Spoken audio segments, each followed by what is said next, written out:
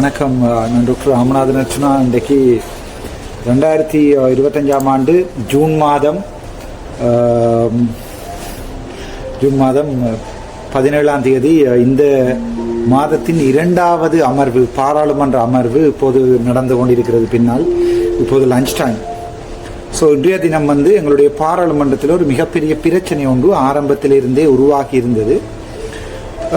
அது என்னென்றால், உங்களுக்கு தெரியும், எங்களுடைய பாராளுமன்றம் 2ஆக இருக்கிறது.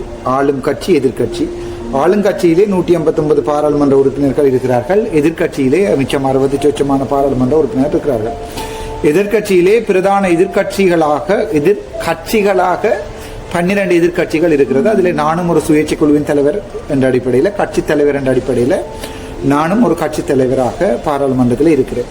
இன்றைய தினம் நான் ஒரு சொட்டு நேரத்துக்குள்ள சாப்பிட கேண்டீனுக்கு போயிட்டு ஒரு 10 மணிலிருந்து 10:30 வரும்போது எதிர்கட்சி பாராளுமன்ற உறுப்பினர்கள் அனைவரும் வெளியே நின்றார்கள். முழு பேரும் வெளியே நின்றார்கள். நின்றபோது நான் பார்த்தேன், என்ன பிரச்சனை நடக்கிறது என்பது தெரியாமல் இருந்தது. ஸோ நான் கேட்டேன், என்ன பிரச்சனை சொன்னேன். மச்சான் அப்படி ஒக்கமே வர்ஜினி அக்கராண்ட், அதாவது நாங்கள் எல்லாருமே பாராளுமன்ற அமர்வை வெளிநடப்பு செய்திருக்கிறோம் என்று சொன்னார்கள். அப்போது நான் கேட்டேன், எல்லாரும் என்றால் சகல பாராளுமன்ற உறுப்பினர்கள்? ஆம், இலங்கை தமிழரசு கட்சியை தவிர மற்ற பாராளுமன்ற உறுப்பினர்கள் அனைவரும் வெளிநடப்பு செய்திருக்கிறார்கள் என்ற பதில் எனக்கு சொல்லப்பட்டது. இலங்கை தமிழரசு கட்சியை தவிர்ந்த சகல எதிர்கட்சியில் இருக்கிற பாராளுமன்ற உறுப்பினர்களும் வெளிநடப்பு செய்திருக்கிறார்கள் என்று சொல்லப்பட்டது. இங்கே என்னென்னால், உண்மையான அரசியல் எங்களுடைய தமிழரசு கட்சி மாதிரியான வேசித்தனம் செய்கின்ற எந்த ஒரு அரசியல் கட்சிகளும் இலங்கையில் இல்லை. அது என்னென்றால், நாங்கள் இந்த விடயத்தை சொல்லும் போது, நான் ஏன் இந்த வசனத்தை பாவிக்கிறேன் என்றால், அதாவது இந்த விபச்சாரர்கள் என்கிற வசனத்தை பாவிக்கிறேன் என்றால், அது தெரிந்துதான் நான் பாவிக்கிறேன். அதாவது பொதுமக்களுக்கு ஒரு கருத்தை சொல்லுகிறார்கள். இங்கே பாராளுமன்றத்திலே ஒரு விடயம் நடக்கின்றது. அதுதான் உண்மை. பாராளுமன்றத்தில் நடக்கின்ற விடயங்களும் பொதுமக்களுக்கு சொல்லப்படுகின்ற விடயங்களும், முக்கியமாக பாராளுமன்றத்தின் உள்ளே என்ன நடக்கிறது என்பது தொடர்பாக பொதுமக்களுக்கு எங்களுடைய தமிழ் பாராளுமன்ற உறுப்பினர்கள், முக்கியமாக தமிழரசு கட்சி, அதை விட இந்த சங்கு கூட்டணியிலே இருக்கின்ற எங்களுடைய செல்வம் அடைக்கலநாதன், இந்த 2 பேரையும் தான் நான் உள்ளே கண்டேன். இதிலே ஸ்ரீதரன் அவர்களையும் சாணக்கியன் அவர்களையும் உள்ளே கண்டேன். அது தவிர எந்த ஒரு முஸ்லிம் பாராளுமன்ற உறுப்பினர்களும் உள்ளுக்கு இருக்கவில்லை. சகல பேரும் வெளியால் வந்திருந்தார்கள். சஜித் பிரேமதாஸ் அவர்களுடைய கட்சியில் இருக்கின்ற சகல பேரும் வெளியால் வந்திருந்தார்கள். அந்த வெளியால் வந்திருந்தமைக்கான காரணத்தை தமிழாக்கத்துடன் நான் உங்களை போடுகிறேன், நீங்கள் பாருங்கள். அதற்கு பிறகு அதனுடைய முழுமையான விளக்கத்தை தருகிறேன்.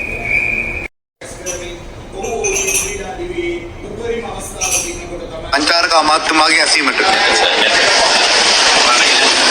ගරු ආර්ථික මන්ත්‍රීතුමා මේ 29 කරු කතානායකතුමා, මේකේ තියෙනවා පාර්ලිමේන්තු ප්‍රිවිලේජ් එකක් බ්‍රේක් වෙලා තියෙනවා නම් ඔබතුමාට මම ලිඛිත වලින් දෙන්න පුළුවන් කියලා. මම ලියුමක් දුන්නා.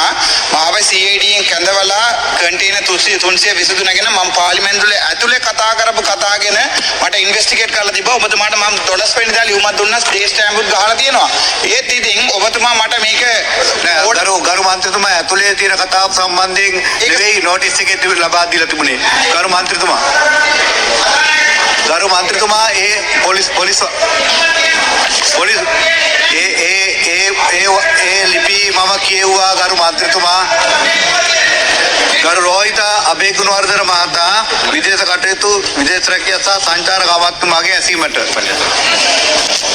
ගරු රවීන්ද්‍ර බණ්ඩාර මහතා අග්‍රාමාත්‍යතුමිය සහ இன்றைய தினம் பாராளுமன்ற அமர்வுகளின் போது நான் ஒரு பாயிண்ட் ஆஃப் ஆர்டர் ஒன்றை கேட்டிருந்தேன். அதாவது பாராளுமன்ற நிலையியல் கட்டளை சட்டம், ஸ்டாண்டிங் ஆர்டர்ஸின் நான் நினைக்கிறேன் 29(1)(2) பகுதிகளுக்கு உட்பட்ட செக்ஷனில் எந்த ஒரு பாராளுமன்ற உறுப்பினரும் பாராளுமன்றத்தினுடைய சிறப்புரிமைகள் மீறப்படுகின்றது தொடர்பாக அதாவது பாராளுமன்ற சிறப்புரிமை எனப்படுவது பாராளுமன்றத்தில் உள்ளே தெரிவிக்கப்படும் கருத்துக்களுக்கு பாராளுமன்றத்துக்கு வெளியே எந்த ஒரு சட்ட நடவடிக்கைகள் கிரிமினல் அல்லது சிவில் நடவடிக்கைகளை ஏற்படுத்த முடியாது என்றதன் அடிப்படையில் நான் கதைத்த 323 கண்டெய்னர்கள் தொடர்பான விடயத்தை என்னை சிஐடிக்கு வந்து பதில் கூறுமாறு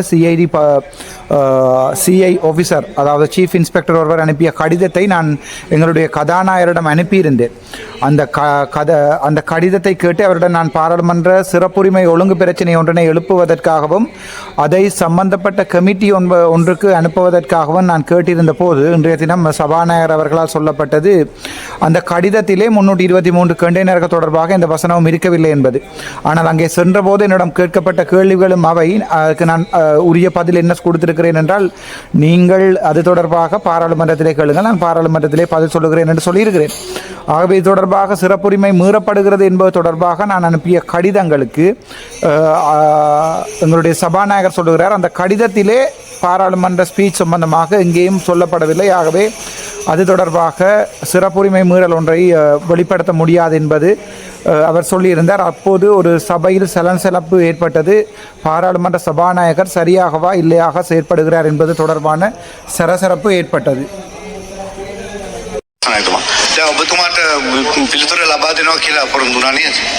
அப்போது இதற்கு பின்னர் எங்களுடைய எதிர்க்கட்சி தலைவர் ஒருவர் தலைவர் சஜித் பிரேமதாஸ் அவர்கள் கேட்ட கேள்விக்கு ஆளுங்கட்சியில் இருக்கிற அமைச்சர் ஒருவர் சொல்லியிருந்தார் தான் இது தொடர்பாக தேவையான பதில்களை ஆறுதலாக தருவதாக சொல்லியிருந்தார். அப்போது எதிர்க்கட்சி தலைவர் கேட்கிறார், இல்லை அது தொடர்பாக நாட்டிற்கு முக்கியமாக அறிவிக்க வேண்டும், அதுக்கு என்ன பதில் உங்களிடம் இருக்கிறது என்பதற்கு கேட்டபோது அது அங்கேதான் பிரச்சனை என்று ஆரம்பித்தது.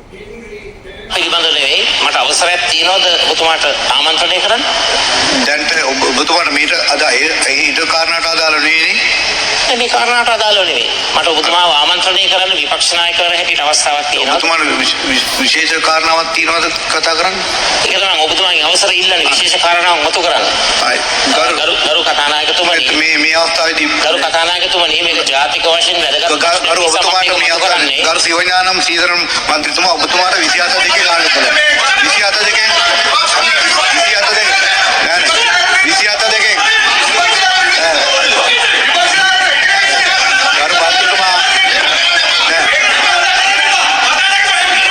அப்போது எதிர்க்கட்சியிலிருந்து எழும்பி சண்டை பிடிக்கிறார்கள். எங்களுடைய எதிர்க்கட்சி தலைவர் கேட்டிருந்தார், நாட்டிலே ஒரு முக்கியமான பிரச்சனை ஒன்று இருக்கிறது, தொடர்பாக கதைப்பதற்கு எனக்கு அனுமதி இருக்கிறதா என்று ஆளுங்கட்சிக்கு தாராளமாக நேரம் கொடுக்கிறார்கள்.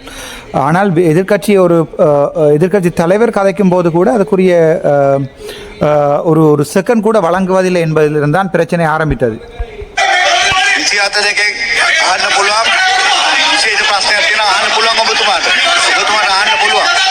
ගරු සිවඥානම් සීකරන් මන්ත්‍රීතුමා ඔබතුමාට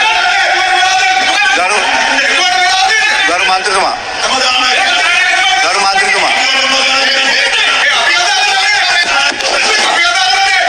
ගරු 27 දෙක විපක්ෂ නායකතුමාට 27 දෙකේ අහන්න පුළුවන් ප්‍රශ්නේ සිවඥානම් මන්ත්‍රීතුමා ඔබතුමාට අපේ අහන්න පුළුවන්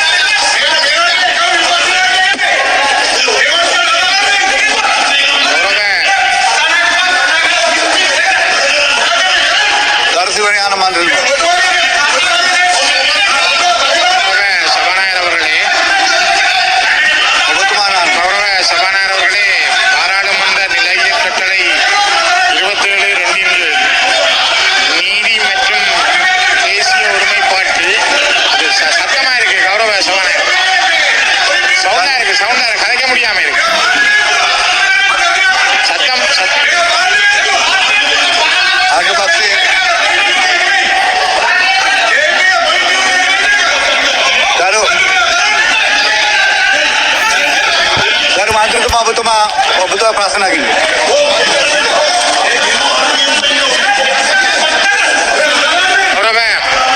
கௌரவ சபாநாயகர் அவர்களே, பாராளுமன்ற நிலை இயற்கட்டளை 27(2) கீழ் நீதி மற்றும் தேசிய ஒருமைப்பாட்டு அமைச்சர் கௌரவ தர்சன நாணயக்கார அவர்களை 2025/6/17 கேட்பதற்கு கடந்த 2010 ஆண்டுக்கு முற்பட்ட 30 ஆண்டுகளுக்கு மேல் தமிழ் மக்கள் மீது மேற்கொள்ளப்பட்ட யுத்தம் காரணமாக காணாமல் ஆக்கப்பட்டவர்களும் படுகொலை செய்யப்பட்டவர்களும் மனித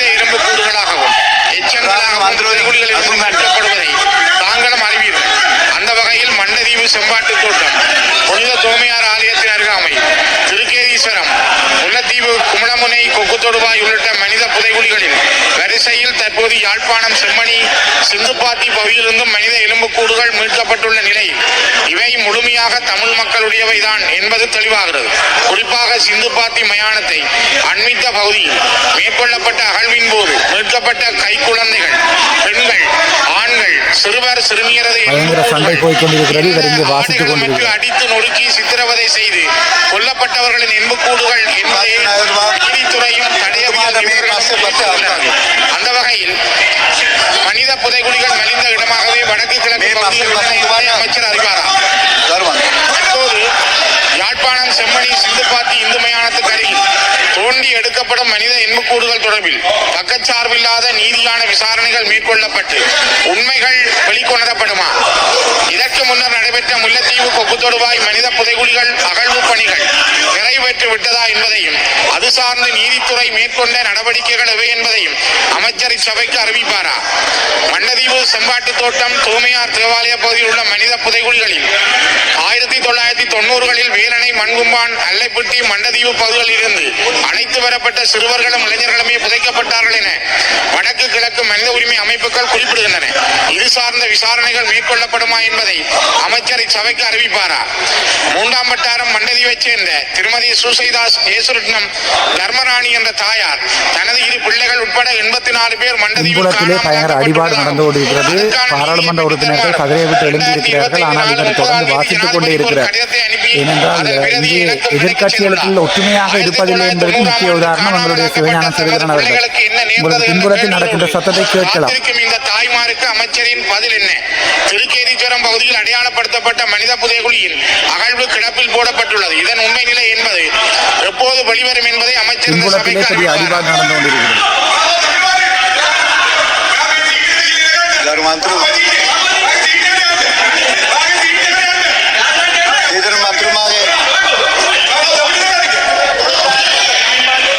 अधिकार महात्मा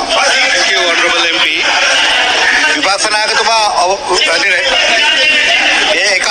මේක පස්සේ කුමාර මෝලාබේ அப்போது இதற்கு பிறகு நான் அதுக்கு பயிரை சொல்லுகிறேன். ඔබතුමා පොයින්ට් ඔෆ් ඕඩර් එකක් සුත්‍රන්ත වෙනවා. I thank the honorable MP for अधिकार महात्मा. May I proceed? I'm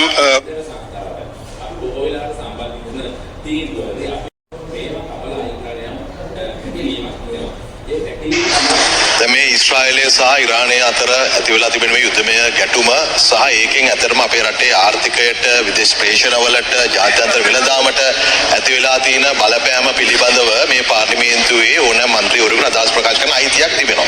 මම හිතනවා ඒක හැම පැත්තෙම වැදගත්. ඒක විපක්ෂ அவர் சொல்லுகிறார்கள், இப்போது இஸ்ரேல் ஈரானுக்கிடையே ஏற்பட்டிருக்கின்ற இந்த உள்நாட்டு யுத்தம் காரணமாக எங்களுடைய பாராளுமன்றத்துக்கோ எங்களுடைய நாட்டுக்கோ வரப்போகின்ற பிரச்சனைகள் தொடர்பாக பிரச்சனைகளை இந்த பாராளுமன்றத்தில் எழுப்புவதற்கு எந்த ஒரு பாராளுமன்ற உறுப்பினருக்கும் உரிமை இருக்கிறது என்று சொல்லுகிறார் எங்களுடைய நலிந்த ஜேதிச அவர்கள், சுகாதார அமைச்சர். අනිත් මන්ත්‍රීවරුන්ටත් තිබෙනවා. ඒ වගේම මෙවැනි ආකාරයේ හදිසි ජාතික වැදගත්කමක් සහිත ප්‍රශ්න මේ පාර්ලිමේන්තුවේ ඉදිරිපත් කිරීම සඳහා තමයි 27 කියන අවස්ථාව තිබෙන්නේ. அப்போ சொல்கிறேன், இந்த நாட்டின் பாதுகாப்பு பிரச்சனைகள் மற்றும் முக்கியமான பிரச்சனைகள் தொடர்பாக கதைப்பதற்காக மட்டும்தான் இந்த பாராளுமன்ற நிலையியல் கட்டளை சட்டத்தின் 27(2) செக்ஷனில் இருக்கிறது என்று சொல்லுகிறார். විපක්ෂ මන්ත්‍රීවරුන්ට අවස්ථා අද දෙකක් තිබුණා. එතකොට යුද්ධ පටන් ගත්තේ ඊයේ රෑ නොවේ, අද උදේත් නෙවෙයි. විපක්ෂ නායකතුමාට තීන්දුවක් ගත හැකිව තිබුණා මේ මොහොතේදී කාලීනව වැදගත්ම ප්‍රශ්නය 27 ඉදිරිපත් කරනෝනේ මොකක්ද කියන්නේ. එතුමා ඒ අවස්ථාව ගත්තේ නැහැ. ඒ වගේම අද සභාව කල්පන අවස්ථාවේ යෝජනාවක් හැටියට ප්‍රශ්නයක් හැටියට කුරුණෑගල දිස්ත්‍රික් පාර්ලිමේන්තු මන්ත්‍රී නීතිඥ ගීතා හේරත් මැතිණිය ඉදිරිපත් කළ තිබෙන්නේ මේ මැද පෙරදිග යුද ගැටුම සම්බන්ධයෙන් තමයි ප්‍රශ්න ඉදිරිපත් කළ තිබෙන්නේ. அதே நேரம் பாராளுமன்றத்திலே இது தொடர்பாக கதைப்பதற்கு காலையிலே 27(2) செக்ஷனிலே அரை மணித்தியாலம் கிடக்கிறது. அதிலே எதிர்க்கட்சி உறுப்பினர்கள் கேள்விகளை கேட்டிருக்கலாம் என்று சொல்லுகிறார். அதே நேரம் மாலையிலே பிரச்சனை தொடர்பான விவாதங்கள் என்று சொல்லி இவர் பிள்ளையாக சொல்கிறார். இன்றைய மாலையிலே ஒத்திவைப்பு நேர வேளை விவாதங்கள் அல்ல, ஒத்திவைப்பு வேளையின் போது கேட்கப்படுகின்ற கேள்விகள் தான் இங்கே இருக்கின்றன. ஆகவே அவர் பிள்ளையாக சொல்லுகிறார். அதன் போது விவாதிக்கலாம் என்று சொல்லுகிறார் நலிந்த ஜேசா. ஆனால் நலிந்த ஜேசக்கு கூட இன்றைய தினம் மாலை ஒத்திவைப்பு வேளை பிரேரணை விவாதங்கள் அல்ல, அரசாங்கத்தால் கொண்டு வரப்படுகின்ற ஒத்திவைப்பு வேளை கேள்விகளும் விடைகளும் தான் இங்கே இருக்கின்றது என்பது தொடர்பாகவும் அவருக்கு தெரியாது. ඒත් කියන්නේ විවාදي අතර වුණත් මේක කරන්නට පුළුවන්. ඒකට එතුමාලට අවස්ථාවක් දීලා තිබියදී පාර්ලිමේන්තු සම්ප්‍රදාය හැටියට ඒක භාවිතා නොකර අනවශ්‍ය ගැටුමක් හැදුවා. අනිත් එක ගරු කතානායකතුමනි ඔබතුමා අවධානය යොමු කරන්න. ඒ අවස්ථාව ලබා ගැනීම සඳහා එතුමාලට ඊටාම සාධනීයව කරුණු ඉදිරිපත් කිරීමේ හැකියාව තිබුණා. නමුත් මේ മന്ത്രിවරු කීප දෙනා හැසිරෙච්ච විදිය ගරු විපක්ෂ நாயகතුමා காඩවත් අනුමත කරන්න බෑ. அப்போ சொல்கிறார், இவ்வாறான கேள்விகளை கேட்பதற்காக பாராளுமன்றத்திலே ஒரு சில வழிமுறைகள் இருக்கின்றது. ஆனால் மதிப்புக்குரிய எதிர்க்கட்சித் தலைவர் அவர்களே, உங்களுடைய பாராளுமன்ற உறுப்பினர்கள் சில பேர் இங்கே நடந்து கொண்ட விதம் தொடர்பாக நாங்கள் இந்த அனுமதியை வழங்க முடியாது, அதை ஏற்றுக்கொள்ள முடியாது என்று சொல்லி நலிந்த ஜேச சொல்லுகிறார். அந்த ஸ்ரீதரன் அவர்கள் உரையாற்றுகின்ற வேளைகளிலே உங்களுக்கு பின்புலத்திலே குரல்கள் கேட்டிருக்கும். அங்கே பாராளுமன்ற சபாநாயகரை நோக்கி ஒரு சில வசனங்கள் வீசி எறியப்பட்டன. ஆனால் அவர்களை நோக்கிய மைக்குகளும் வீடியோக்களும் ஓன் பண்ணி இருக்காத சந்தர்ப்பத்திலே அவர்கள் கதைத்த விடயங்கள் வெளியே கேட்டிருக்க முடியாது. ஆகவே அதை இவர்கள் சொல்வது சற்று பிழையென நான் நினைக்கிறேன். என்றால் அது மைக்கிக்கோ அல்லது வெளியாலேயோ தெரியாது, அது பாராளுமன்ற சபாநாயகரை நோக்கி எழுப்பப்பட்ட கேள்விகள் ஆகும். அவை தனிப்பட்ட ரீதியில் கதைக்கப்பட்டவையாகவே ஏற்றுக்கொள்ளப்பட வேண்டும். ஏனென்றால் இந்த மீடியாவில் கூட அவை வரவில்லை. ඒවලා මයික් එක වෙලා නැති වෙන්න පුළුවන්. නමුත් ඔබතුමාට කරපු අපහාසය ඒ කියපු වචන මට මයික් එක මේ වෙලාවට තිබෙන නිසා அந்த நேரம் உங்களுடைய பாராளுமன்ற கதிரைக்கும் உங்களுக்கும் செய்யப்பட்ட மரியாதை குறைவுகள் தொடர்பாக நாங்கள் மிகவும் முக்கியமான கருத்தோடு இருக்கிறோம். உங்களுக்கு செய்யப்பட்ட இந்த வகையான ஒரு அவமானங்களை தாங்கள் ஏற்றுக்கொள்ள முடியாது என்று சொல்லுகிறார். මගේ වචන නැවත පුනරුච්චාරණය කරන්න යන්නේ නැහැ. හැබැයි මේ ගැලරින් ළමයි එක අහගෙන හිටියා. මේ පාර්ලිමේන්තු මන්ත්‍රීවරු අහගෙන හිටියා. ඒ අපහාස කරේ කතානායකතුමාට පුද්ගලිකව ඔබතුමාට නොයි. මේ සභාවට මේ කතානායක පුටුවට சொல்லுங்க. அவ்வாறான கதைகள் பாராளுமன்றத்திலே உங்களை நோக்கி கதைக்கப்பட்டவையானது உங்களுக்கு ஏற்பட்ட அவமானமாக அல்லாமல் இந்த பாராளுமன்ற சபாநாயகருடைய பதவிக்கு, அந்த கதிரைக்கு, அந்த ஸ்தானத்துக்கு ஏற்பட்ட மரியாதை இழப்புகளாகவே நாங்கள் கருதுகிறோம் என்று மீடியாவுக்காக கதைத்துக் கொண்டிருக்கார் நலிந்த ஜேச அவர்கள். කරලා එවැනි ආවේගශීලීත්වයකට ගිහිල්ලා එහෙම වචන කතානායකරට එරෙහිව පාවිච්චි කරන්න ගියොත් මේ පාර්ලිමේන්තු සභාව තියාගෙන යන්න බෑ කරු කතානායකතුමනි. ඒ කරුණා කරලා ඔබතුමාලා ඒ විදිහට හැසිරෙන්නේ බෑ. ඒක කිසි තීරණයක් නැති වැඩක්. කරු අජිත් මන්ත්‍රීතුමා ඔබතුමා මේ පාර්ලිමේන්තුවේ හිටපු ජ්‍යෙෂ්ඨයෙක්, රාජ්‍ය අමාත්‍යවරයෙක්. එතකොට ඒ පාවිච්චි කරපු වචන කතානායකවරයාට එරෙහිව ඒක මේ පාර්ලිමේන්තුව කිසියක් ගැලපෙන්නේ නැහැ. ඒ අවස්ථාව ගන්න පුළුවන් අවස්ථාව ලබා දෙනවා කරු කතානායකතුමා. ඒක ඉතින් මේ හැසිරීම තමයි උන්වහන්සේලාගේ අපි අනුමත කරන්නේ කරුණා කරලා පාර්ලිමේන්තුවේ කරුත්වය තියාගෙන යමු අපි. அவர் சொல்லுகிறார், இவ்வாறான விடயங்கள் முக்கியமாக அஜித் பி பெரேரா அவர்களே, தாங்கள் முன்னாள் பாராளுமன்ற உறுப்பினர், முன்னாள் அரசாங்கங்களுடைய அமைச்சர், தாங்கள் இவ்வாறான பாராளுமன்றத்திலே சபாநாயகரை நோக்கி பேசுகின்ற இந்த விடயங்களை நாங்கள் அனுமதிக்க முடியாது என்று மீடியாவுக்காக கதைத்திருக்கிறார்.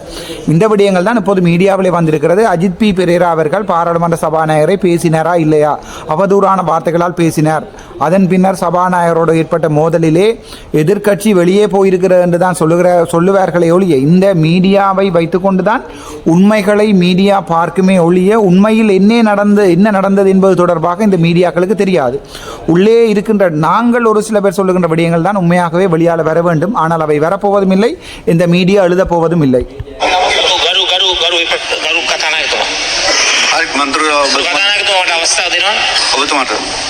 කරු කතානායකතුමනි, අපි මතු කරන්නට හැදුවේ ජාතික වශයෙන් වැදගත් ප්‍රශ්නයක්.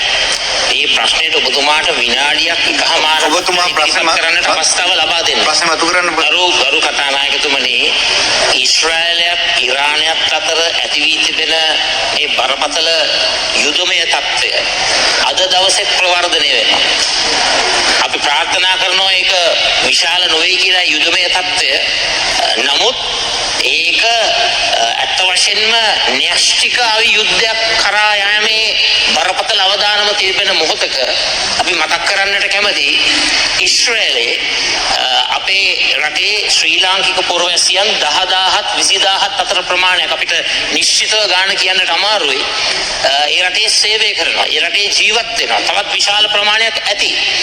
ඒ අයගේ සුබ සාධනය වෙනුවෙන් රජයේ වගකීමක් තිබෙනවා අඩුම ගණනේ මේ වගේ අවස්ථාවකදී අපි මේ ප්‍රශ්නය අහන්නටත් පෙර මේ සභාවට කරුණු දැක්වීමක් කරන්න. අපේ රටේ අපේම රටේ පුරවැසියන් ඊශ්‍රායලයේ සේවය කරන ඒ අය වෙනුවෙන් මෙන්න මේ පියවරන් අරගෙන ඒ අයගේ ආරක්ෂාව ජීවිත ආරක්ෂාව වෙනුවෙන් අපි යම්කිසි මේ ආකාරයේ පියවර අරන් තිබෙනවා කියන එක රටට පැහැදිලි කරන්නට ඕන. அப்போது அவர் சொல்கிறார் இஸ்ரேல் நாட்டிலே ஏற்படுகின்ற யுத்தங்கள் இஸ்ரேல் ஈரான் தொடர்பான யுத்தங்கள் தொடர்பாக இந்த நாட்டிலே எதிர்க்கட்சி பாராளுமன்ற உறுப்பினர்களாகவும் எதிர்க்கட்சி தலைவராகவும் ஒரு நிமிடம் எங்களால் அது தொடர்பாக ஒரு விடயத்தை இந்த சபைக்கும் இந்த நாட்டிற்கும் சொல்ல முடியாது என்றால் அவற்றில் எந்த பிரயோசனம் இல்லை என்று சொல்லி அவர் மிகவும் கவலைப்பட்டு இந்த ஸ்பீச்சை செய்கிறார். විපක්ෂයේ ප්‍රශ්න අහනකම් ඉන්නට අවශ්‍ය නැහැ. ඒ වගේ මතක් කරන්නට කැමති අපේ රටේ කර්මාන්ත පද්ධතියට. ඒ කර්මාන්තයට, ඒ වගේම අපනයන ශේෂ්ත්‍රයට, ඒ වගේම තෙල් මිලට මේ වගේ බරපතල ප්‍රශ්නයක් පිළිබඳව අපි මේ කරුණු කාරණා එළිදරව් කරන්නට හදනකොට මම ඔබතුමාගෙන් ඉල්ලීමක් කරනවා. විපක්ෂ නායකවරයා ප්‍රධාන සංවිධායකවරයා නැගිට සිටින්නේ මේ වල්පල් දොඩවන්න නෙවෙයි. රටට බලපාන ජනතාවට බලපාන අපේ රටේ පුරවැසියන්ට බලපාන ප්‍රශ්නයක්.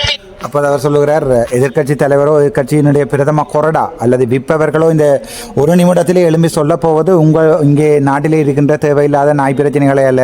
அவர் வல்பல் என்று தான் சொல்லுகிறார். நாய் பிரச்சனைகள் அல்ல, நாட்டிற்கு மிக முக்கியமான ஒரு விடயம் ஒன்றினைத்தான் சொல்ல விரும்புகிறார்கள்.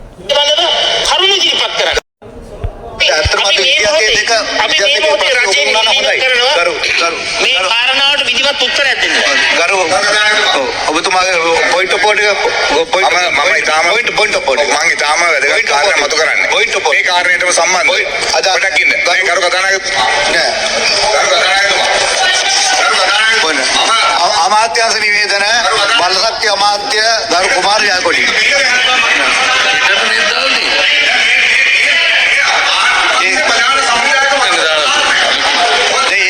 තමයි තුමා වතු කරේ. எதிர்கட்சி கொறடா கலைக்க முடியாதான்னு சொல்ல எதிர்கட்சி தலைவர் மரியாதை சொல்லியிருக்கிறார்கள் சொல்லுகிறார்கள். சண்டை நடக்கிறது, சண்டை போய்கொண்டிருக்கிறது. எதிர்கட்சி பாராளுமன்ற உறுப்பினர் அனைவருமே வெளியேறியிருக்கிறார்கள்.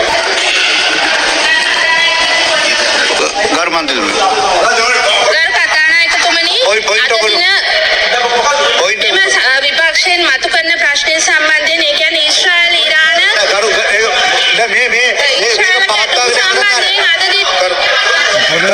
அவர்களுடைய பாராளுமன்ற உறுப்பினர் இஸ்ரேல் ஈரான் ගරු බලශක්ති අමාත්‍ය ගරු කුමාර ජයකොඩි මහත්මයා அப்போது எதிர்த்தரப்பு கொறடா பேசுகிறார். என்ன இவ்வாறு நடக்கிறீர்கள்? ඔබතුමා ගරු ගායකවරතුමනි අරු කතානායකතුමනි කතානායකතුමනි අපි ජාතික වශයෙන් වැදගත් ප්‍රශ්නයක් විතරයි මෙතන නගන්නේ. අපි වල්පල් දොඩවන මිනිස්සු නෙවෙයි. ඒ නිසා ඔබතුමා මම කියන්නේ මේ ඉරානය ගැන කතා කරොත් ගරු මේ කාරණාව තමයි දැන් මීට කලින් ලක්ෂණායකතුමා පිරිසකට මේක බලපාන. ගරු ලක්ෂණායකතුමා මේ කාරණාව ඒ වගේම ඉන්ධන බෙදා හැරීමේ ප්‍රශ්නයක් තියෙනවා ඉස්සරහට.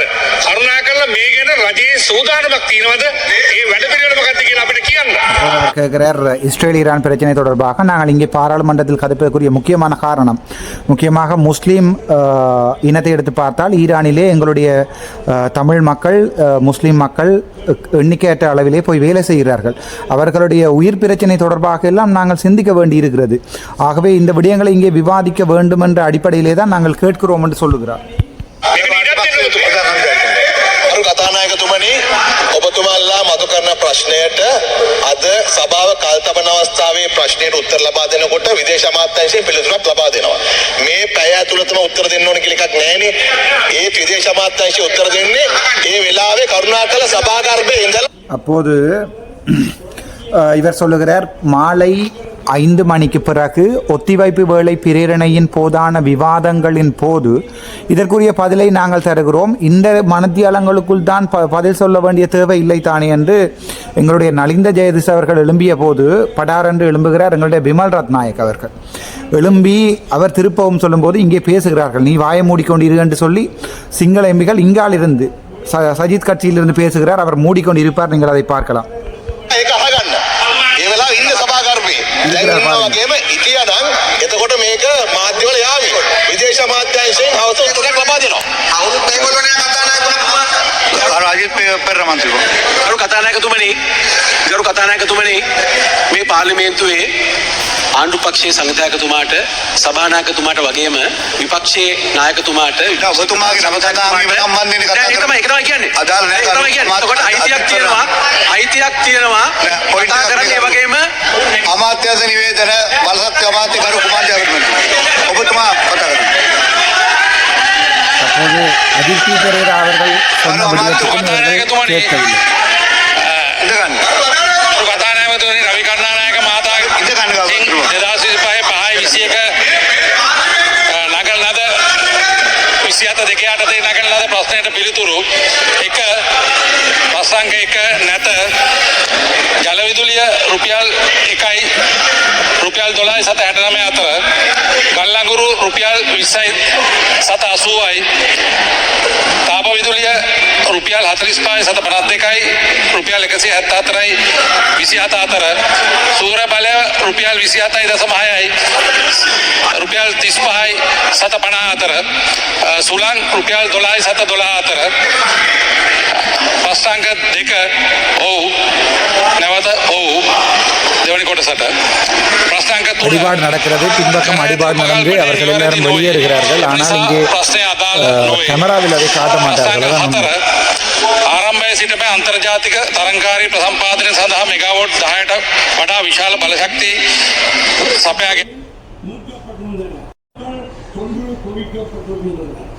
දැන් කතානායකතුමා දීලා තියෙනවා ප්‍රශ්නේ අහන්න.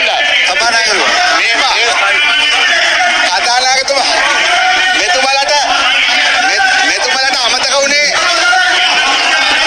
රවි කරුණානායක මන්ත්‍රීතුමා.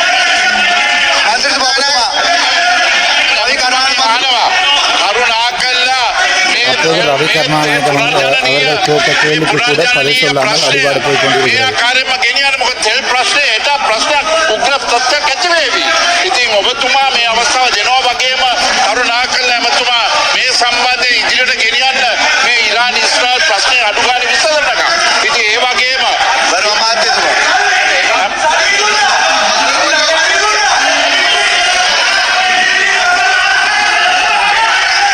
பயங்கர அடிபாடு போய் கொண்டிருக்கிறது. එක බඩලවනවා කනිද තෙල් වලින් සපයන විදුලිය සම්බන්ධයෙන් ඒක සම්පූර්ණ බොරුවක්. මොකද අපි කවදාකවත් පුනර්ජනනීය අඩු කරලා පාවිච්චි අඩු කරලා කන්‍ය තෙල් වලින් විදුලිය නිපදවන්නේ නැහැ. හරි ඒකින්ද ඒකට අදාළ වෙන්නේ ඒක ප්‍රශ්න அப்போது அவர்கள் சொல்கிறார்கள் கழிவோயில் பிரச்சனையை கொண்டு வந்து எண்ணெய் பிரச்சனையோடு சேர்க்கிறார்கள் என்று சொல்லி சமாளிக்கிறார். ஆனால் அடிபாடு நடந்து கொண்டிருக்கிறது. රවි කරුණානායක මන්ත්‍රීතුමා මේකේ බැටරි සම්බන්ධයෙන් බැටරිය සම්බන්ධයෙන් පාවිච්චි කරන්න පුළුවන් නොදන්නව නෙමෙයි. ඉතින් ඒ සම්බන්ධයෙන් රුපියල් 70 80 100 තෙල් වලට ගෙවනවට වැඩිය ඇයි අපේ දේශීය ව්‍යාපාරිකයන් රුපියල් 25 30 ගෙවන්න ප්‍රශ්නයක් ඇතිවන්නේ. ඒක අඩු ගන්න රටේ ආර්ථිකයට GDP එකට දැන් ඊයේ IMF එකවිලා කිව්වා මේ රටේ think outside the box. මෙන්න මේක තමයි thinking outside the box. අපේ අවශ්‍ය නැහැ ජාතික දලදේශ නිෂ්පාදනය වැඩි කරන්න. හරි බුද්ධ ප්‍රධාන වැඩකටයුතු ආරම්භයේදී පටන් කෙටුම්පත් අග්‍රාමාත්‍යතුමිය සහ අධ්‍යාපන மறுபடியும் point of order கேட்கிறார்கள். ඔබතුමා point of order මොකද්ද? ගරු කතානායකතුමා ඔබතුමා point of order මොකද්ද කරනු විපක්ෂ නායක කතානායකතුමා කතා කිරීමේ නිදහස තියෙනවනේ. නෑ මේ සභාව පවත්වන අවස්ථාවක් පොයි. ආණ්ඩු පක්ෂයේ ප්‍රධාන අනගරම වලින් නික්கிறார்கள். අදහස් ඉදිරිපත් කරන්න ඔබතුමා අවස්ථාව ලබා දුන්නා. ඔබතුමාට ඉස්සෙල්ලා ලබා දුන්නා. පක්ෂයේ ප්‍රධාන සංවිධායකතුමාට ඔබතුමාට දැන් ලබා ඒහා සමානව කරුණු කාරණා ඉදිරිපත් කරන්නට ඔබතුමා අවස්ථාව ලබා දෙන්න බෑ. නෑ ඔබතුමාම කිව්වා තමයි පටන් ගන්න. මේ කාලේ ඔබතුමා මේ සභාවේ භාෂණයේ නිදහසට බාධා කරනවා. ගරු විපක්ෂ ඒ නිසා ඔබතුමාගේ වගකීම තමයි ආණ්ඩු පක්ෂයටත් විපක්ෂයටත් එක හා සමානව සැලකීම. ආණ්ඩු පක්ෂයේ ප්‍රධාන සංවිධායකතුමාට කතා කරන්නට ඉඩ ලබා දීමත්. அரசாங்கத்தினுடைய பிரதான கொறடாவை நீங்கள் தேவையான நேரம் முழுக்க கதைக்க விடுகிறீர்கள். ஆனால் எதிர்க்கட்சியினுடைய பிரதான கொறடா எழும்பும் போது நீங்கள் கதைக்க விடுகிறீர்கள் இல்லை. அதாவது அரசாங்கத்தையும் எதிர்க்கட்சியையும் சமமாக நடத்த வேண்டிய தேவை உங்களுக்கு சபாநாயகர் அவர்களுக்கு இருக்கிறது தானே என்று சொல்லுகிறார். පක්ෂයේ ප්‍රධාන සංවිධායකතුමාට කතා කරන්නට අවසර ලබා නොදීම වැරදි. එහෙම දෙවිදියකට සලකන්න බෑ. මම ඔබතුමාට කියන්න කැමතියි අපි තවදුරටත් මේ සභාවේ ඔබතුමාගේ ක්‍රියාකලාපය අනුමත කරන්නේ නැහැ. අපිට මේ සභාවේ ඔබතුමා අවස්ථාව ලබා දෙන්නේ නැත්නම් මේ අදහස් ඉදිරිපත් කරන්නට අපිට ප්‍රජාතන්ත්‍රවාදීව කටයුතු කරන්නට අපිට තවදුරටත් මේ සභාවේ රැඳී ඉන්නට බෑ. ගරු විපක්ෂ නායකතුමා මේ ආකාරයකට සලකන්නේ. ගරු විපක්ෂ නායකතුමා ඔබතුමා පැන නැගිච්ච කාරණාව තමයි ආණ්ඩු පක්ෂයේ විපක්ෂයේ ප්‍රධාන සංවිධායකතුමා කියන්නේ යන්නේ. ඔව්. හරි.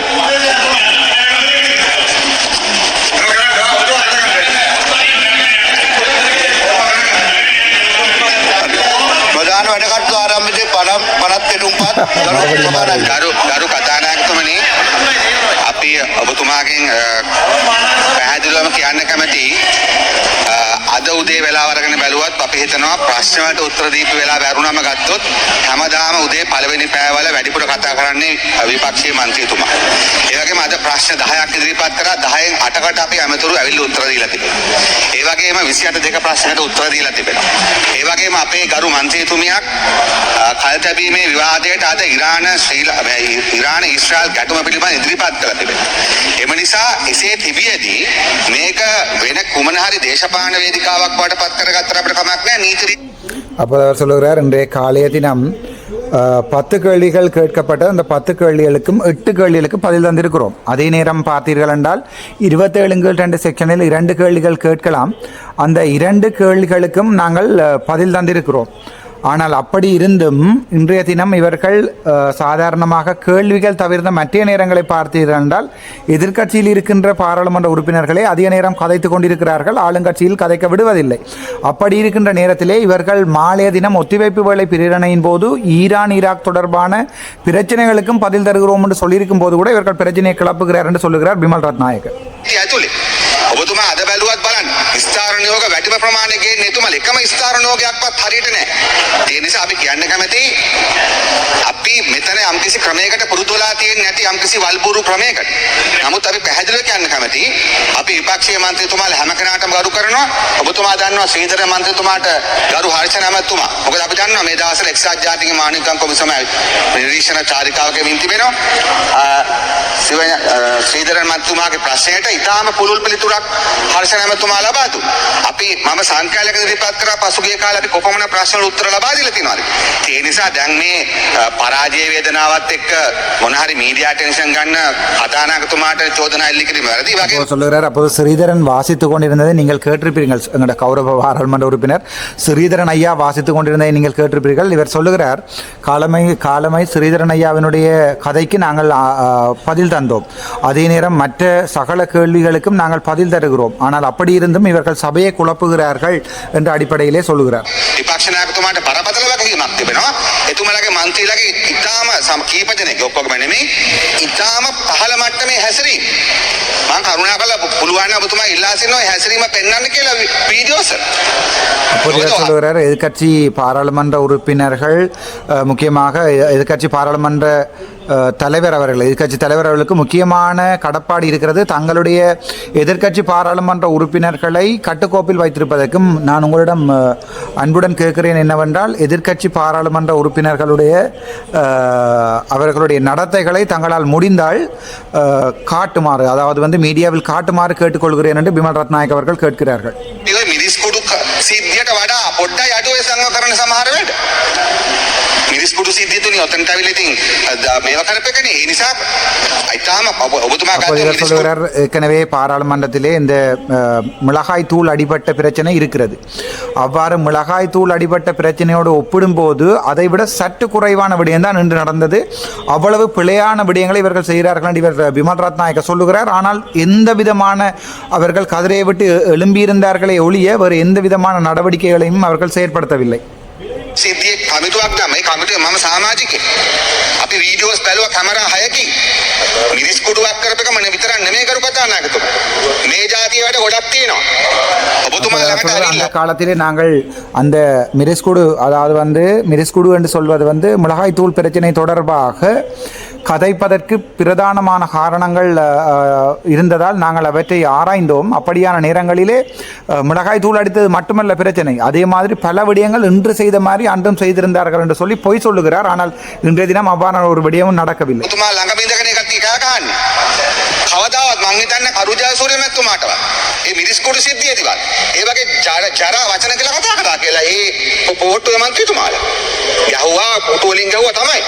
මං හිතන්නේ කවදාවත් එහෙම කතා කරා කියලා. சொல்லுகிறார், அந்த நேரங்களிலே கதிரைகளால் கூட அடித்தார்கள், அதே நேரம் மிளகாய் தூள்கள் கூட ஏற்றினார்கள். ஆனால் இன்றைய தினம் அவ்வாறு அதைவிட கேவலமாக நடந்தது என்று சொல்லுகிறார். ஆனால் அவ்வாறு நடக்கவில்லை. මම ඇස් දෙකෙන් දැක්කයි. ඒ නිසා විපක්ෂ නායකතුමාට ඉස්සෙල්ලාම තියෙන වක්කීම තමයි පාර්ලිමේන්තුව කියන්නේ කතානායකතුමාට අපි කවුරුත් ගරු කරන තැන මෙතන. ඉතින් ඒ නිසා කරුණා කරලා ඒ වගකීම ඉටු කරන්න බැරි නම් ඒ විපක්ෂ නායකකමින් වැඩක් නැහැ. அப்போது சொல்கிறார், எதிர்க்கட்சி தலைவராக நாங்கள் அனைவரும் மதிக்கின்ற இடமாக இருக்கின்ற பாராளுமன்றத்தை கூட இவர்கள் கேவலமாக நடத்தி இருக்கிறார்கள் என்று சொல்லி மிகப்பெரிய பொய்யை சொல்லிக் கொண்டிருக்கிறார்கள். ஆனால் எழும்பி இருந்து சபாநாயகரிடம் பாயிண்ட் ஆஃப் ஆர்டர் என்று கேட்டதை தவிர வேறு எந்த வசனங்களும் இன்றைக்கு கதைக்கப்படவில்லை என்பதுதான் உண்மை. ඒකත් අපි කියන්න ඕනේ. කොහොමද අපි එතුමා විපක්ෂ නායකකම ඉදිරියට තියාගන්නවා.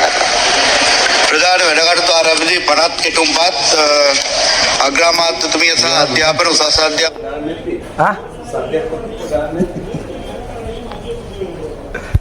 සහ වෘත්ති අධ්‍යාපන අමාත්‍යතුමිය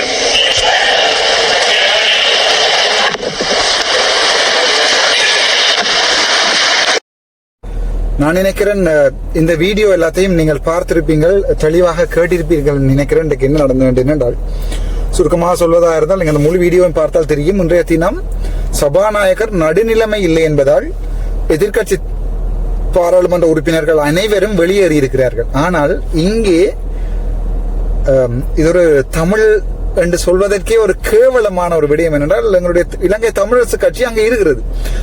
எதிர்கட்சியில் இருக்கின்ற பாராளுமன்ற உறுப்பினர்கள் 69 65 பேருடைய அந்த கதிரைகள்ல ஒரு 5-6 தமிழ் பாராளுமன்ற, அப்போது இன்றைய எதிர்கட்சி தலைவருடைய 5-6 தமிழ் பாராளுமன்ற உறுப்பினர்கள் இருந்து மனத்தியல கணக்காக உரையாற்றி கொண்டிருக்கிறார்கள்.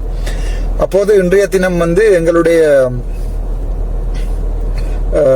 எதிர்கட்சி தலைவர் அவசரமாக கூட்டம் ஒன்றை கூட்டியிருந்தார். அங்கே நான் போனேன். ஏனென்றால் எதிர்கட்சி பாராளுமன்ற உறுப்பினர்களாக நடக்கின்ற அநியாயங்களுக்கு எதிராக ஒற்றுமையாக நிற்க வேண்டும். நான் தனியாக அங்கே நிற்பதால இந்த பிரயோசனம் இல்லை. சோ அதற்கு மீட்டிங்கில் போனேன். அங்கே நாங்கள் முடிவெடுத்திருக்கிறோம். சில விடயங்கள் தொடர்பாக முடிவுகளை எடுத்திருக்கிறோம். அதான் உண்மை. ஆனால் அங்கே போய் உண்மை எதிர்கட்சியிலே இருந்தால் உண்மையான எதிர்கட்சியாக இருக்கணும். நெறிவேலைகள் செய்ய முடியாது. ஆனால் எங்களுடைய தமிழரசு கட்சி என்ன செய்கிறது என்றால், இங்கே சொல்கிறது தாங்கள் சிங்கள மக்களுக்கு எதிரானவர்கள், சிங்கள ஆதிக்கம், சிங்கள மேலாதிக்கம், தமிழுடைய தமிழ் தேசியம் என்றெல்லாம் கதைத்துக் கொண்டு அங்கே ஓட்டை வேண்டுகிறார்கள்.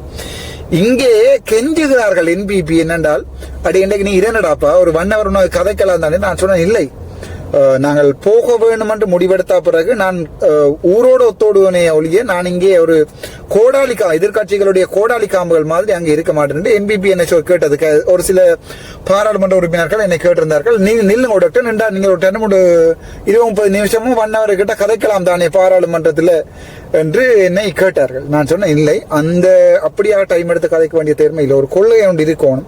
ஒரு சபாநாயகர் பிழைவிடுகிறார் என்றால் அது ஒரு 40 எம்பிமார் அதுக்கு தொடர்பாக கதைக்கிறார்கள் என்று சொன்னால் நாங்களும் அது தொடர்பாக கதைக்கிறதுக்கு துணிவு இருக்கணும். ஆனால் சரியான கேவலம் என்னென்றால், இன்றைய தினம் எதிர்கட்சி என்று சொல்லிக்கொண்டு இந்த எங்களுடைய தமிழரசு கட்சி பாராளுமன்ற உறுப்பினர் இருந்து கொண்டு மனத்தியாளங்கள் அந்த இப்படியான நேரத்தில் ஒரு கொஞ்சம் காசு வரும், கொஞ்சம் டைம் வரும், காசு அல்ல கொஞ்சம் டைம் வரும் என்பதற்காக அங்க நின்று கதைத்துக் கொண்டிருக்கிறார்கள். அதுல நின்று கதைத்துக் கொண்டிருக்கிறார்கள், கோரிக்கைகளை விட்டுக் கொண்டிருக்கிறார்கள். எனக்கு அது மிகவும் அப்போது நான் எதிர்கட்சியிலே போய் இருக்கும்போது எதிர்க்கட்சி சிங்கள பாராளுமன்ற உறுப்பினர் கேட்கிறாங்க, ஏன் உங்களுடைய தமிழ் மற்ற பாராளுமன்ற உறுப்பினர்கள் ஏன் வரவில்லை? செல்வம் அடக்கல்நாதனோ அல்லது எங்களுடைய தமிழரசு கட்சி 8 பாராளுமன்ற உறுப்பினர்களோ ஏன் வரவில்லை? என்ன நடந்தது அவர்களுக்கு? ஏன் அப்படியே பிஹேவ் பண்ணுகிறார் என்ற போது எனக்கு சொல்வதற்கு பதில் இல்லை. ஏனென்றால் சபாநாயகர் அரசாங்கத்தினுடைய இந்த செயற்பாடுகளை பிழை என்று சொல்லி எதிர்கட்சி எதிர்கட்சிக்கு கதைக்க வேண்டிய நேரங்களை ஒதுக்குகிறார்கள் இல்லை. எதிர்கட்சிக்கு அவர்கள் பிழையாக நடக்கிறார்கள் என்று அங்கே இருக்கும் போது, அங்கிருந்து வெளியேறும் போது நாங்களும் வெளியேறி இருக்கணும், ஒற்றுமையாக இருக்கணும். எதிர்கட்சியில் இருந்தால் எதிர்கட்சிக்கு உண்மையாக இருக்கணும், ஆளுங்கட்சி இருந்தால் ஆளுங்கட்சிக்கு உண்மையாக இருக்கணும். இங்கே எதிர்கட்சிக்கும் இருந்து எதிர்கட்சிக்கும் உண்மையாக இருக்க போவதில்லை, ஆளுங்கட்சியில் இருந்து ஆளுங்கட்சிக்கும் உண்மையாக இருக்க போவதில்லை, தமிழர்களாக இருந்து தமிழ் மக்களுக்கும் உண்மையாக இருக்க போவதில்லை. மிகவும் கேவலமான ஒரு விடயம் தான் இங்கே நடந்து கொண்டிருக்கிறது. இந்த தமிழாக்கத்தை நான் உங்களுக்கு தந்தது நீங்கள் முழுதுமாக பார்த்திருப்பீங்க நினைக்கிறேன். இதுதான் இலங்கை பாராளுமன்றத்திலே எங்களுடைய தமிழ் பாராளுமன்ற உறுப்பினர்கள் செய்கின்ற அசிங்கமான வேலை. இது தொடர்பாக சிங்கள மீடியா கட்டணம் கூட நான் இப்போது கொடுத்திருக்கேன். இலங்கை தமிழ் பாராளுமன்ற உறுப்பினர்கள் செய்கின்ற மிக அசிங்கமான வேலை. எதிர்கட்சியிலையும் இல்லை, ஆளுங்கட்சியிலையும் இல்லை. அங்க போய் ஒரு கதை, இங்க போய் ஒரு கதை, ஒரு கொள்கைகளோட இல்லை. நான் திட்ட தெளிவான கொள்கையோட இருக்கிறேன். பாராளுமன்ற சபாநாயகர் பிழை விடுவாராக இருந்தால் பிழை என்று சொல்வதில் நான் தயாராக இருக்கிறேன். ஆனால் இங்க என்ன நடக்கிறது? நாங்கள் எதிர்கட்சியும் இல்லை, ஆளுங்கட்சியும் இல்லை. அங்கே போய் ஒரு எலும்பை நக்குவது, இங்கே போய் ஒரு எலும்பை நக்குவது. எங்களுடைய சொந்தக்காரர் 4 பேருக்கு வழக்குகள் சொன்னா அந்த வழக்குகளை எடுத்து விடுவதற்காக அரசாங்கத்திற்கு கெஞ்சுவது, தூள்கள் பிடிபட்ட உடனே அரசாங்கத்திற்கு கெஞ்சுவது. நான் நினைக்கிறேன் எங்களுடைய தமிழ் இனத்தை காப்பாற்றுவது சரியான கஷ்டம். எங்களுடைய தமிழ் பாராளுமன்ற உறுப்பினர்களோட இப்போது இருக்கிற இலங்கை தமிழரசு கட்சி என்றைக்கு அழிகிறதோ, என்றைக்கு உண்மையான பாராளுமன்ற உறுப்பினர்கள் கொஞ்சம் பேர் அங்கே மக்களுக்கு உண்மையாக இருக்கிறோமோ அன்றுதான் விடிவு வரும். அதுவரை தமிழ் இனம் அழியும். அதுல எந்த சந்தோஷம் இல்லை, எந்த சந்தேகமும் இல்லை, எந்த மாற்று கருத்துக்கும் இடமில்லை.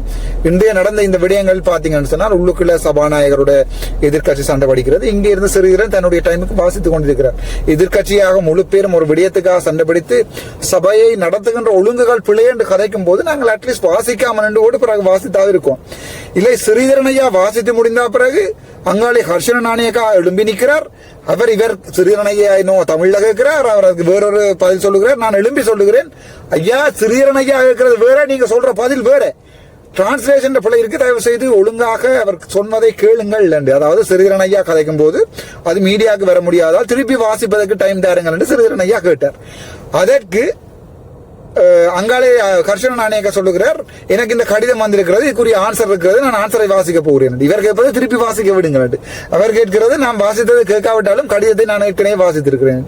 அப்படி மாறி மாறி கதைக்கும் போது தமிழ், நான் நினைக்கிறேன், எனக்கு இது சொல்ல தெரியவில்லை, ஆனால் தமிழ் இனம் இதை விளங்கப்படுறது இந்த 6 லட்சம் மக்கள்ல ஒரு 60 பேருக்கு தான் இந்த விடயங்கள் விளங்கு. இப்படி பொய் சொல்லுகிறார்கள். அவர்கள் ஒரு 6000 பேருக்கு பரப்புவார்கள். என்னுடைய பாராளுமன்ற சபை கதிரை எப்பவுமே இருக்கும். இதை நான் சொல்லியே சாவேன் என்று நினைக்கிறேன். அதான் நடக்கும். எங்களுடைய தமிழ் இனத்தை மறுபடியும் மீட்கிறதுக்கு மிகவும் கஷ்டமான ஒரு நிலைமையில இருக்கிறோம். இன்றைய தினம் பாராளுமன்றத்தின் இந்த சண்டேலையும் இந்த இதுலையும் நான் தெளிவாக விளங்கி கொண்டது என்னவென்றால், இது ஒரு மாபெரும் ஒரு மிகவும் கேவலமான ஒரு விடயம், மிகவும் கேவலமான ஒரு விடயம் இன்றைய தினம் நடந்திருக்கிறது. ஆகவே நாங்கள் அது தொடர்பாக உங்களுக்கு தெளிவான விளக்கங்களை தந்திருக்கிறோம், தமிழாக்கம் செய்து தந்திருக்கிறோம். தயவு செய்து பகிருங்கள். நன்றி, வணக்கம்.